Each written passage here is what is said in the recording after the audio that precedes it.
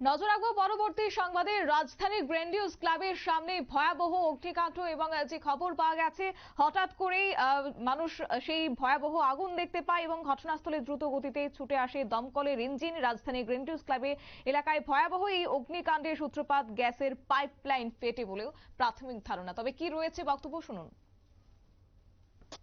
এখানে একটা লাইন গেছে, আগুন লাগে। হ্যাঁ, আয়া দেখি যে অনেক বিশাল আগুন, এখনো গ্যাস বের হচ্ছে। আগুন আয়ত্তে এনেছি আমরা, খুব অনেক চেষ্টা করে। হ্যাঁ, এই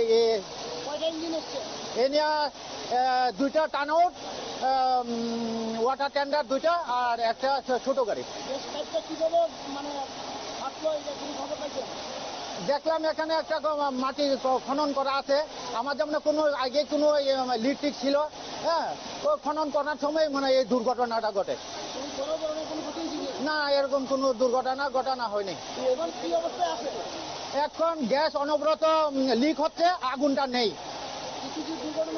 আপনারা শুনলেন দমকল বাহিনীর বক্তব্য এবং তারা যেটা জানিয়েছেন ঘটনাস্থলে দুটি ইঞ্জিন এসে পৌঁছেছে, আগুন নিয়ন্ত্রণে আনতে তারা সক্ষম হয়েছে। যদিও বড় কোনো বিপত্তি ঘটেনি, অবশ্য প্রাথমিকভাবে এই ধারণাই করা হচ্ছে গ্যাসের পাইপলাইন ফেটে। এবং যদিও এই ভয়াবহ অগ্নিকাণ্ডের জেরে এলাকা জুড়ে একটা চাঞ্চল্যকর পরিস্থিতির সৃষ্টি হয়েছে।